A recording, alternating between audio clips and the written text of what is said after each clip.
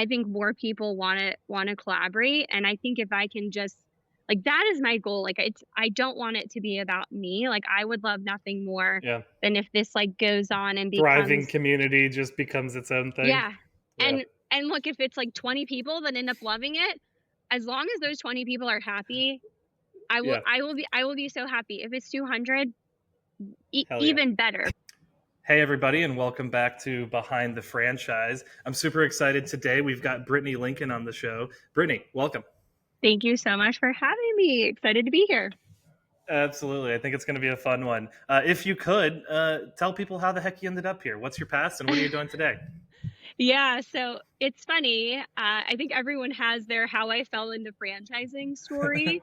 And Yeah. so I will go back to 2009. I graduated from business school, couldn't get a job like most Yep. people. Tough time to Yeah, graduate. Yep. yeah, Yep. Yep. tough time to graduate for sure. I did end up through my mom, who I love and still Shout look out, up mom. to. Yeah, thanks, mom. Got a receptionist job at an Nice. insurance company, which I quickly learned that I hated and I could never be an underwriter. No offense to insurance underwriters out there, but sitting at a desk writing up insurance policies, I was like, this is a death sentence. Yeah. So I did what I like to joke anyone would do, and I started my own business. I mean, I had written Naturally. business plans in business school. I was like, hey, like, this can't be that How hard. hard Like, could it be? how hard can it be? I've done this a ton of times, pretend. So, Mhm. but I worked in retail all through college, and Yeah. I will say, I'll give my younger self credit. From working in downtown Denver, which is where I'm from and live, I noticed there were no gift stores. I was like, where do you go to Interesting. buy your coworker a birthday gift or I mean, literally no Hallmarks, nothing like that. So, Yeah.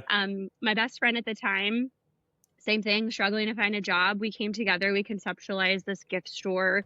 I realize now looking back, I actually wanted to create a franchise. I was like, I think we could put one in the airport. Interesting. I think we could go.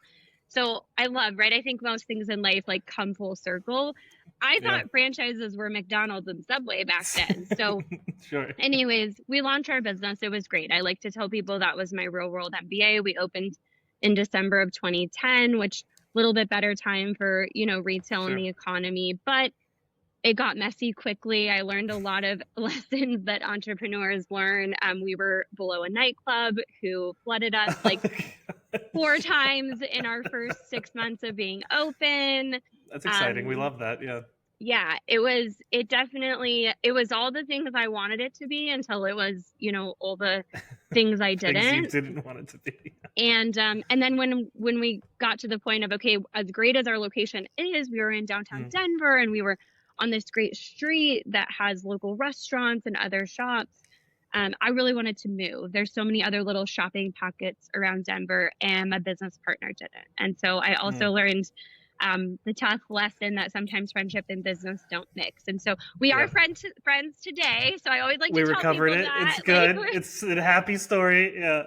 we're good now. But at the time, I was heartbroken. And then Mm. funny enough, really quickly before I fell into franchising, I got into advertising sales because someone called me wanting me to advertise my store with them. And I said, well, we're closing. I probably wasn't very nice, but I look back now and they offered me a job over the phone from talking to me. Oh, wow. Really? They're like, well, do you want to sell advertising? I was like, I mean, I don't know what else I'm going to do. So Sure. sure. Yeah. I Let's mean, So again, like I'm a big believer. I tell everyone I think things happen. Things don't happen to us; they you're an happen for us, opportunist. Yeah, you're an opportunist. right? So for a year, I made 100 cold calls a day. I sold advertising on TV screens, in elevators, in office buildings. Like I Wow. personally think one of the hardest, pieces That's of a tough. advertising to That's a sell tough sell. Yeah, it's a tough sell. is a tough sell. I mean, I got some really good clients. I'm not gonna lie. I got like the Denver Center for Performing Arts. I got a bunch of cosmetic dentists, like No way. restaurants. Yeah. But man, the 100 cold calls a day were a great way to cut my teeth in sales. So my uncle was a franchise consultant and he was Oh, working interesting. with a handyman company here in Colorado. They had just lost their salesperson. The founder, CEO was doing all of it, which, happens at times. And Yep. basically he said, hey, my niece, has owned her own business, is working in sales. You need a salesperson. So Yeah. I went, I interviewed, so grateful to them. At the time it was called Handyman Matters. The founders are Andy and Club Bell, and I still stay in touch with them today. Awesome. But their ace handyman today, they gave me my first shot. So they, you know, they That's kind of crazy. said, you're really young and you don't know anything about franchising, but you have owned a business. So this could work. Go And ahead. Yeah. yeah. And I mean, look, thank God they took a chance on me, because I've Yeah. fast forward, you know, 13 years later, I've worked for other service brands. I've worked for boutique fitness, health, wellness, medical. And today I'm a partner and a VP with Limitless Franchise Growth. We're a Yeah. small boutique FSO. We just celebrated our 1-year anniversary. Congratulations. And We love that. and so that's my, you know, that's my main thing. My business partners and I've been on the team for 10 years. Some of our Yeah. team has been together for like 15 plus years. We've That's all crazy. worked together for a long time. Yeah. And we're charting down that path. We have 3 brands under our Let's umbrella go. right now, and we're adding more. But I also have this little side passion project that I'm working on called Females in Franchising, which is going to be an online private networking group for women that work in the franchise industry. I love that. I love that. You're busy is what it sounds like. You got a lot going on. I would always rather be busy than not busy, Paul. That is Amen definitely to my that. personality. Amen to that. I love that. And I think I love talking to people who have been a business owner before. I think you have to have a different mindset. And then once you've done it, I think it affects your mindset everywhere else you go. And so I would love it if you talked into that, right? I think maybe what from those early days of like running a potentially questionable business at times, you know, where it's like, hey, we're not growing, we're not doing the thing, I'm fighting with my partner. What lessons did you take there that you still utilize today, you know, as a partner within Limitless? Yeah. I mean, look, I tell almost all of my candidates, I know what it's like to, especially I think there's so much fear that people have, whether it's starting an independent business or it's, you know, starting a franchise, right? I always tell Yeah. people, I've been there. Like I've been standing on the edge of the plane and I'm watching everyone else's parachutes open, but I'm so nervous that mine isn't going to. But I took the leap and I signed the lease, and yeah, it didn't work out. But Mm. I'm a big believer. So many people say this, but I don't think there's failures in life. I think there's just lessons. And so, Lessons. Yeah. I mean, one, like you said, I mean, just running a business, right? What is it like to prop up an LLC and negotiate a Mm. commercial lease? And what is it like to hire people and fire people Mm. that don't work out well for you? I try to bring some of that in and, you know, chat with people about like, look, at the end of the day, people are challenging, right? Like I think people always joke, Yeah. if you can find a business that has no employees and no customers, that's $1 million Yeah. business. It doesn't Yeah. exist though, right? So I Yeah. do think I bring a lot of that, and I try to guide my candidates, and I can come from a place of experience of saying I do know how you're feeling, and I do know Yeah. how scary it can be, but I also believe it's the best thing that ever happened to me because it led to me falling into franchising. I've always believed I would have my own business again. There is a lot of Mm. freedom, creativity that comes with that you get, you know, through franchising. But I think just Mhm. having walked down that path, and again, even people, I think if they start franchises and learn that business ownership isn't right for them and sell and exit, I'm Yeah. sure if they dig down deep, there's lessons and things they've learned that they can apply, you know, in their W-2 and things like that. Yeah. So there's a lot. I literally tell people I thought about staying in school and getting my MBA. No Yeah. offense to people that have their MBA, but I'm so glad I did my real world MBA and lived it and did Yeah. it. Cause like you said, there's no substitute for that. You just have No. to do it, and you Yeah. learn along the way. Yeah, no, I absolutely agree. I did the exact same thing. I thought about going back for an MBA, and then I just kind of said, screw it, and went for other things. And here we are. Now, in theory, I know a lot more than that, right? I'm always curious, you know, you bring up the fear aspect, and I think it's something I see on the tech entrepreneur side as well, right? Like people are scared to take the leap, they're scared to lose, scared to be seen as a failure. I feel like it's something I've seen regionally as well, where like I think in the Midwest, people are a little more fearful. They're a little more fearful of being judged versus like I've built a company in California before. And people out there are like, oh yeah, you started a company. Obviously, that's what you should go do. Have you seen those regional differences as you're recruiting potential franchisees for brands? Yeah, you know, I'm like thinking through, and I'm like, you're probably right. I mean, obviously, you have such interesting personalities, right? Like we've got Yeah. our New Yorkers versus our Californians versus maybe our friends down in Texas and Florida. Yeah. But yes, you know, it's funny as I've talked to entrepreneurs over the years. years, I would say most of them, no matter where they're from, they're like, oh, that was your first business, don't worry about it. But Yeah. yes, I think, even small towns, right? Like when I talk to people that are in a really small town, they're like, everyone knows me here. If this doesn't work out, Right. it's going to be like in the paper. It's going to be your, oh God, Because it will be. It will I'm be. dating myself here. It's going to be online. Yeah. Oh, it'll be on Twitter. X, excuse me. Yeah, it'll be on Yeah, X. sorry, it'll be on Threads.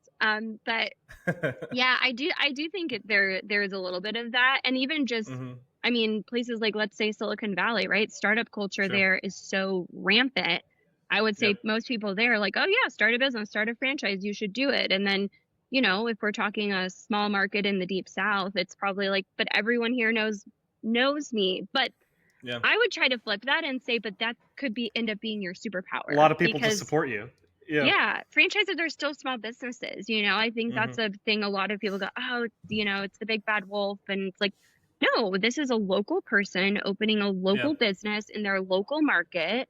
And if you Yep. are, deeply rooted in that market and have those connections, it might be part of what, Hmm. helps you rise to the top. Yeah, no, I fully agree. I think it's, we got into franchising about 3 years ago with Flamel, and I think it's one of the most fascinating things about it, because even like your local McDonald's, like odds on that person probably lives within 10 miles of that store, like even for the largest of franchises, right? And so like Yeah. it does really open your mind up, especially when you start looking around and it's like, 80% of the business I see in Main Street are franchises these days, like it's kind of wild. Yeah. Yeah. I always tell everyone, I'm like, drive around your town, like pick Hmm. out 3 or 4 businesses that you buy from, you go to, and look them up. They're Yeah. they're probably a franchise. You'll Like, find a franchise dev page, yeah, for yeah. sure. And you brought up females in franchising. I know you're getting that together right now. You're building out that wait list for that community. What led to the creation of that, right? Like that feels like another entrepreneurial flair coming through there of you're seeing an opportunity and you wanna make a thing out of nothing. Yeah. Yeah. So, look, when I started 13 years ago Mm, and I started going to conferences and I started entering this world of franchising, yeah, I was the only female salesperson on the team. In some of I these would believe it. conferences, I was the only woman, and I know there's so many other women in franchising that can relate to that, because we all have sort of different conferences and things that we attend and places we Yeah, go. But really, I mean, really and truly, and no offense to my male counterparts, but women, even today, while there's more and more of us entering franchising, we're still really yeah, underrepresented. It's yeah, hard to pinpoint some of the stats. I've tried really hard to research it. So I'll say yeah. high level from my research, what I've been able to see is, if we talk about the franchisor side of things, Hmm. number one, female founders, like less than 10%. And Yeah, there's yeah, tons of absolutely. stats, right? And you probably know, right? When you look at VC money and things like that, like women It's the founded exact same. businesses, Yeah. it's less than 2%. It's Yep. they're pretty jarring and sad stats in my mind. And I think we're gonna get better, but Yeah. not a lot of female founders. When you look at C-suite executive teams, we're like 20, maybe 30%. So again, like, still underrepresented. And then actually, Hmm. really, probably one of the most interesting things, right? So there's about 800,000, right, individual franchise businesses out there. Obviously, you have some people that might own 100 McDonald's, or 50 Sure. Taco Bells, or 50 Massage Envies. But from what I can tell, same thing, women own less than 30% of those. So if we Yeah. talk about the franchisee side of things, and I'm super lucky. When I joined the team that I'm on now, LFG, about 7 years ago, it was the first time that I really had like female coworkers, that I had Yeah, that's people awesome. that I could connect with and look up to Yeah. and like mentor me. And again, don't get me wrong, love all of my male counterparts, Yeah. CEOs over the years. But there is something special, women, just like guys getting together and golfing and whatnot, right? Oh Like yeah. there's Yeah. something special when women come together and we can mentor each other and sort of have a sisterhood. And so fast forward to today, I'm kind of looking back, and I'm making this for that girl that I was 13 years Yeah. ago, that didn't have Yeah. any female mentors, that didn't have any women to connect with. And so Yep. my female counterparts at LFG were a big inspiration for this. And I love it. I want other women to have that. And I also know that if we can have this space where we come together, I think it's just going to lead to more opportunities. It's not that I don't want opportunities for guys. It's just that I want to, give the girls a place to come together, Yeah, and we're going to have, like monthly calls. I'm going to have like a job board. that's awesome. I think a lot of networking groups, it's going to be free to join to start. It's pay to play. And then when you do pay to play, you're like, well, what am I getting from this? Right. I want to start females in franchising as a like, hey, if you want to be here, be here. But guess what? This is not just about what you're getting out of it. I'm going to have a give and get wall where I say, Yeah, look, I love that. you got to say what you're going to give to this community, not just what Yeah, you're here to get, because I yeah. think that's a culture that I see. And then the last thing I'll say, I've been in a lot of women um, entrepreneur networking groups over the last year or so. I've Yeah. researched a lot of the networking groups that are for female executives. And just like Mhm. I would say most entrepreneurs out there, if they decide to franchise their business, they no longer are speaking the same language as their counterparts Sure. that are just entrepreneurs. It's kind Yeah. of the same thing. If you're an executive in franchising, you're like, that doesn't quite fit. If you're a franchisee, you're like, I don't quite fit in. And so we Yeah. are this unique, as you said, like very Yeah. tight knit but collaborative industry. But I'm Yeah. not finding any online, like virtual networking platform. So kind of went out and created what I felt like needed to exist. That's awesome. I mean, I love that. Solving for your own problem is always the best way to solve a problem, I would argue. Yeah, And I think what's been interesting actually on this podcast, it's kind of funny. So we end up talking to a lot of marketers, like CMO types, and I think women, that's probably their largest place of representation within franchising is within the agreed. marketing team. Um, and so even like that is noticeable where it's like, oh wow, you can be a CMO, but like there's a massive drop off when it comes to CEO, right? And so Yeah. I think there's a lot of power in what you're doing. It's really exciting. And I think it really just takes action, right? Like I think so. I don't know if we've talked about this. In my past, I raised a venture fund called 68 Capital for Black, brown, and female founders. And it was for that exact stat that you quoted there, right? Which is like less than 2% of Yeah. financing goes there. So I went further and did like the analysis. And if you look at outside of San Francisco and New York, it's like less than 0.2% of venture capital goes Oh my to God. Black, brown, and female founders. It's a crazy number. And so I'm a big supporter of anything in that. I think it's a great thing you're doing it. And I love the give first mentality. I think like communities only work if it's a community. It doesn't matter if Yeah. it's online, if it doesn't matter if it's in person. I think you've got to be willing to give before you get. And if you actually create that culture, it's going to be like a really powerful thing. Yeah. Oh, I love that. And I didn't know that Yeah. you had created that. And that's amazing. We need Oh yeah. we need more things like that. Cause I will also say, and I don't think you'll take offense to this, Capital is the game. like capital's the game, but the stats on female run companies, No, yeah, there's good pretty statistics out dang there. I good. mean, So yeah, it's, the data supports it. yeah. No, I fully agree. I found it to be an arbitrage opportunity because A, you got better deal flow because you're intentional about what you're doing, and then B, to your point, diversity, both racial and gender, within a C-suite leads to better outcomes. Yeah. Yeah. Amen to that. There we go. That's our soapbox for the day, everybody. Yeah. Um, No, I love that. I think it's really interesting. And I think, again, like I said, I love solving your own problem. And I'm curious then, like that mentality you have, how do you bring that to your day job? Right. Like, I can tell you're a very like ownership oriented person. Like you like to own what you're doing, take passion in it. How do you bring that to these brands that you're working with? Right. And not like selling yourself or selling Limitless, but like what ethos do you bring? How do you serve them in ways that help them grow? Yeah. Well, I'm going to make it about our team because we're Love like, that. Yeah. I mean, look, even my husband and I say teamwork makes the dream work. I'm such Yeah.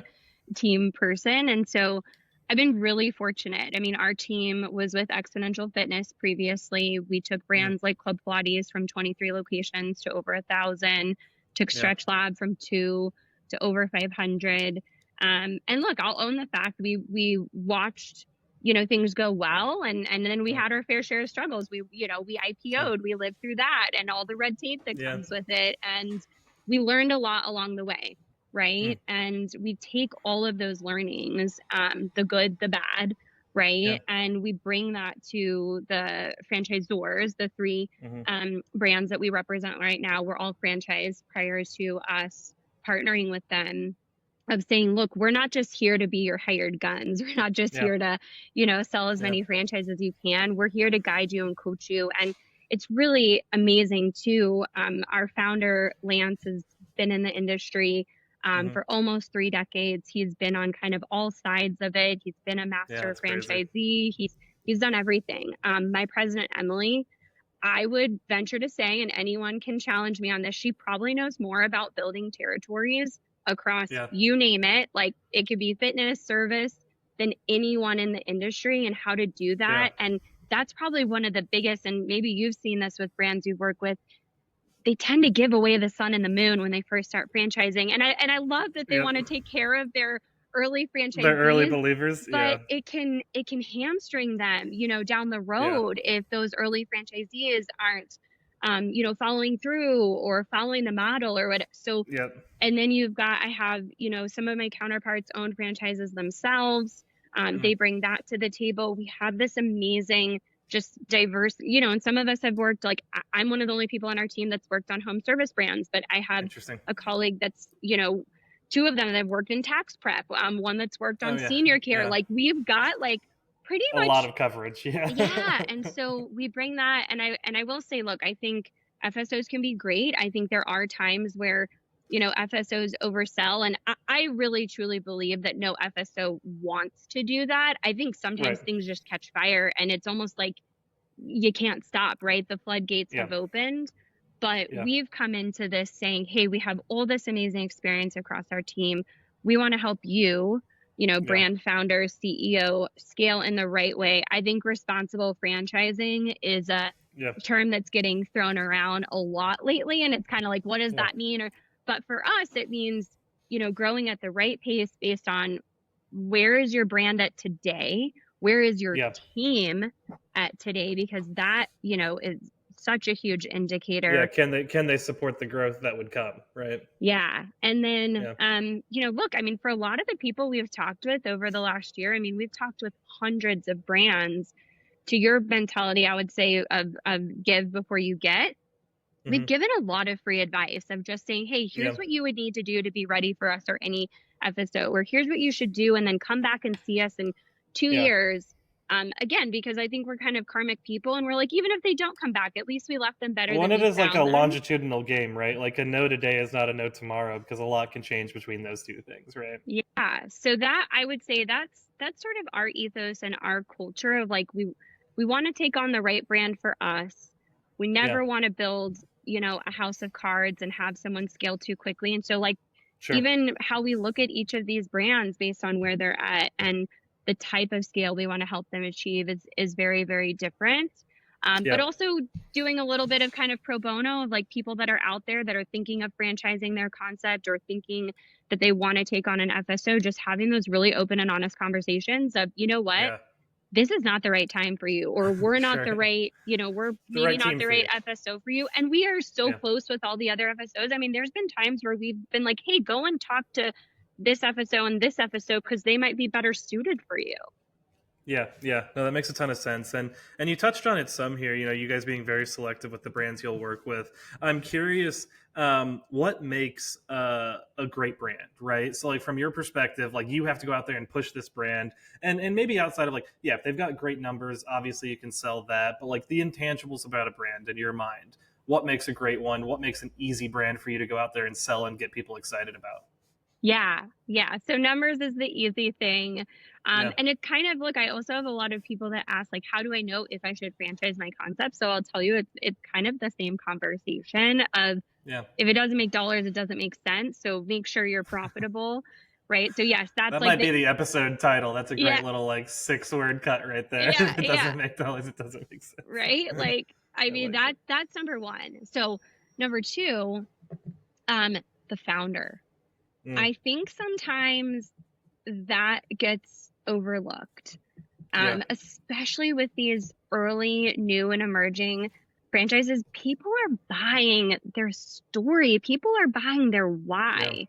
And if they yeah, don't feel a connection to that person, if they don't believe in their why, it's probably not the right fit. And I think passion yeah, gets thrown around a lot too. And I always tell my candidates, look, I believe people fall into two buckets. You're either the passion person where you're just passionate about owning your own business and investing in something, and you don't care what the widget is. And I think that can work for some people if you're introspective and that's truly who you are.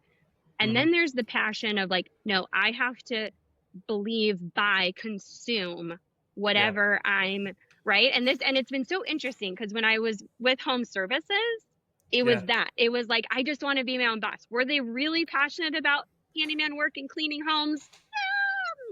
You know, some right? of them. Like some of them. And I mean, maybe about how the consumer felt afterwards. Yes. About having a business where you're truly helping people. Yes. And then I would say in my time in fitness, I mean, boy, did I have a lot of people that were like, I just love Pilates. I love cycling. I'm at the gym every single day. Yeah. Even if they were a, VP for IBM, right? It was still this huge passion play for them, but passion in an owner, founder, and that, just resonating throughout the corporate team so like we have a joke. It's like, would you want to have a beer with them or would you want to have a coffee with them? Right. Like, is this founder someone that compelling, interesting? Right. And that we want to do business with, because if we don't want to do business with them, nobody else. What are we doing out here trying to convince other people? So I think, and there's so much talk about authenticity and how you show up online and things like that these days, and what people are looking for from a marketing and branding standpoint too. So I would say if the numbers box is checked, it's that the numbers are the given, right? Like, and then I think that's really interesting. I love that. I think I agree. I think especially early sub 20 locations, like people are buying you. They're buying your story and a belief in you, because the numbers are kind of BS at that point. They're so small scale that it's like, sure, they may look good in 10 stores. Who knows what the heck that looks like at 100 or 200 stores, right? Like, it's a whole different game. Yeah. Maybe Go ahead. Yeah, maybe diving into that. So you brought up Club Pilates. You guys did work with Club Pilates to scale them. We had Jessica Yarmy on the show early, actually. So I would be curious, like, diving into that story. What are the inflection points you see in a franchise's like growth journey, right? And so obviously there's a very big difference between your first 10 units, your first 100 units, and your first 500 units. Like, in that journey to scale, where do you find to be the biggest inflection points happening that, lead to that uptick? Yeah. So I will say I joined the team 3 years into Club Pilates being scaled. So just to be fair, wasn't there from day one. Definitely have heard a lot from my colleagues, right? Of kind of what the early days were like. And I mean, it's funny. I feel like it's like most things, right? Like people always like Mark Cuban always likes to say, like, everyone looks at the end, but like not me sleeping on my couch. And, and I feel like Club Pilates is kind of one of those brands that's such a darling in the industry. But I know from my colleagues, it didn't start that way. It didn't catch fire like that. It wasn't a rocket ship. And so, early on, I think, look, I'll give Allison Beardsley, the founder of Club Pilates, a lot of credit. She was really ahead of her time. Pilates has been around for 100 years. Matt Pilates, Reformer Pilates for 80 years. But even in California, where fitness is so prevalent and people have the disposable income, it was all these small 1, maybe 2 Reformer studios. And she had this very genius idea to say, well, why wouldn't we make it more accessible? Why wouldn't I do? And we're tribal creatures as humans. Why wouldn't we want to, do it we together. like doing things with other people? And so I believe she scaled it on her own up to like 23, 24 locations up and down the coast of California before Exponential, it wasn't quite Exponential at the time, came along and acquired it from her and started franchising it. But the former CEO of Exponential had been in fitness, knew a lot, had grown a few brands successfully. And so I will say, to his credit, right, he came in and had all that experience and knew how to set it up. And then the team that I'm a part of now, had, been doing development on other brands, came in and ran with it. And I mean, look, the numbers weren't super attractive at first. Interesting. But this business model of recurring revenue, right? I feel like, what does everyone talk about these days? People want recurring revenue. So membership-based business, recurring revenue for sure. And I will say, I mean, look, we represent a Pilates brand today because we love this space so much. It's called Jet Set Pilates.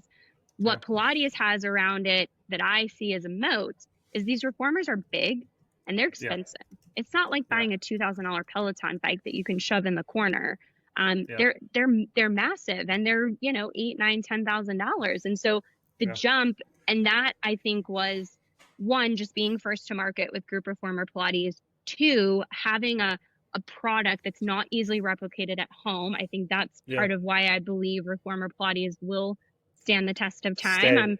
I'm not the oracle, but it's a space and capital commitment that not a lot of people have, right? Yeah. And then I think too, I mean, look, just having a stellar, I mean, some of your question of like inflection point, I will give the former CEO of Exponential and Exponential credit. They were very much of the mentality, and like the brands we represent today are the same way of like, you have to have it. If you build it, they will come. You have to be overstaffed. You have to be over engineered on support, technology, all those things. And I think where a lot of these emerging franchisors get it wrong is they think, let's sell a bunch of franchises and we'll take that money and we'll invest, and especially brick and mortar, because they do have a lag time. They're not wrong, right? That it's probably going to take 6, 9, 12 months from signing a franchise agreement to get open. But you can't predict how quickly you're going to find that right CMO or whoever it is. And so that, I would say, just being ahead of the game, right? Committing to the growth, right? Yeah. Being not hiring, you know, when you need people, having the team in place, having the technology before. And I will give Jet Set Pilates a ton of credit for doing that. Project Lean Nation, which is one of the other brands that we represent, same thing. I mean, they've made, their founder, Tim Doherty, has made an investment in technology that he should have 100 locations open today, and he has like 30. And I think those are, anytime you can have proprietary tech, anytime you can be ahead of the game, right, with your infrastructure, I'll take it outside of franchising. I think that's a winning combination. Now you have to be delicate, right? And cash flow, and you can't overextend yourself. But yeah, I mean, look, and then I think, to go back to answering your question, as Club Pilates studios started opening, they were killing it. And everyone knows in franchising, if you have the numbers are working, validation, the numbers are working. If you have people saying, I'm buying more, I'm making money hand over fist here. Let's keep rolling. The flywheel. I mean, when we left, I mean, I remember every now and then I would have a, you know, obscure, you know, market. I mean, we had a list like this long of where you could put a Club Pilates in the US. I know Alaska was still on there. I think there was a couple in Hawaii. It was like, you know, and you also, it got to a point along the way where people want what they can't have, right? And then you're like, you know, everyone was seeing these studios and going to them and then going, well, I love this so much, I want to own one. But it's like, you know, I feel like so many brands, like Orange Theory is a good example of that. Like, by the time Orange Theory was in your market, an AD already owned it. You're too late, right? You gotta find the things that aren't in your market, and that could be a good play. I mean, I think I love the way you talk about it. I always structure it from the perspective of like, it's kind of binary. You're going to commit to growth or you're not going to commit to growth. And committing to growth is an investment. It's an acknowledgement that this investment may make you lose completely in 18 to 24 months. But you can't really go halfway. There is no halfway growth commitment, you know? So I think that's a hard thing for a lot of people to take, which is like, I've got this successful business now. I know I want it to be this big, but you got to be willing to kind of put the cards on the table and lose what you have to get what you want, you know? It's a tough thing, but no, I love seeing that. And I think, I'm curious. So obviously with females in franchising, you've seen some great growth stories. Talk to it, you know, like what are the differences you feel from a franchise female CEO versus what you've historically seen, right? Because I'm assuming you're probably talking to more female franchising CEOs than the average, you know, partner of franchise development somewhere. Like, what are the differences you notice? What gets you excited about it? That's, you know, pushing you to say, hey, this community is worthwhile to really invest my time and energy and effort into. Yeah, I think, I mean, look, everyone has their story of how they fell into franchising, or so many founders, right, male or female, have their story of why they started their business and how they got to where they're at today. But I mean, really beyond like me and who I was 13 years ago and creating that environment so that women can connect with other women, I will say it's Yeah. actually been a lot of these conversations that I've had with female founders. Yeah. And yeah, maybe, and a lot of times they're the CEO of their company too. It's lonely at the top. Yeah. It's lonely when you're an entrepreneur. It's right. Yeah. You know, take all the cheesy, right? It's why a, you know, Lamborghini only has 2 seats, right? All the things people like to say, right? But Sure. um it's tough, right? And Yeah. even your chief of staff or your VP of ops, they don't understand what you're living through. They don't understand the cross that you're bearing the way Yeah. that someone else that's doing what you've done does. And I think Yeah. that's a big driving force for me of like having like some of these conversations. I've just connected people and just said, hey, you two should talk. And so if I can Yeah. create a space to facilitate that among founders, among CEOs, among, you know, salespeople, marketing people, that Yeah. just, you know, like attracts like, but I'm not like LinkedIn is like kind of all we have. And it's, I mean, we could argue whether or not it's a good networking platform today because I think it goes back and forth. You know, it's got its pros and its cons. yeah, yeah. And so if there can be this space where, you know, it's kind of like if you go and work out somewhere and you meet someone there, you know, you at least have this one thing in common, Yeah. right? And so Yeah. if I can bring people into females in franchising and they can see, you know, through the profile, you know, I was joking the other day. I was like, it's kind of like Facebook meets LinkedIn meets, you know, some of these Yeah. small private like mastermind Yeah. networking Yeah. groups. Yeah. It's kind of like a combination of those things where they can see that they have the same background and know that Mm-hmm. they're both members. And so that can help strike up a conversation over the DM on LinkedIn, right? Or the, Yeah. you know, we all get so much in mail. I think that a lot of good is going to come from that. And I love how collaborative our industry is. I know I already Yeah. said that, but if you do look on LinkedIn or as you've connected with people, we are Yeah. all friends. I would say, Yeah. especially on the franchisor side It's of like the things. mutuals are always like hundreds. You know, it's Yeah. like Like it's it's so great. You know, I don't know a lot of other industries where like I call my fellow FSOs all the time and ask them hmm questions like, how would you handle this? Or did you guys look at this brand? What did you I Yeah. mean, we are so don't get me wrong, like we both want to win the business or win the deal, Yeah. but it's not this like, oh no, we're not going to talk. There's a lot of other industries that are really cutthroat and you don't Yeah. talk to your competition and it is, you know, them or us, right? Or me, you know, and us versus them. And so I think it's really right for it. I think that people Yeah. will want to do it. But I also think, you know, look, if you're not a collaborative person and you're more of a lone wolf, like that's cool. You do you. Go do your I thing. think more people want to collaborate. And I think if I can just like that is my goal. Like I don't want it to be about me. Like I would love nothing more Yeah. than if this like goes on and Thriving becomes community just becomes its own thing. yeah. Yeah. And look, if it's like 20 people that end up loving it, as long as those 20 people are happy, Yeah. I will be so happy. If it's 200, Hell yeah. even better. But it's going to be, Yeah. you know, it's going to be because of the people joining and connecting with each other. And I just think hmm right now, at least for me, I'm on Zoom all day.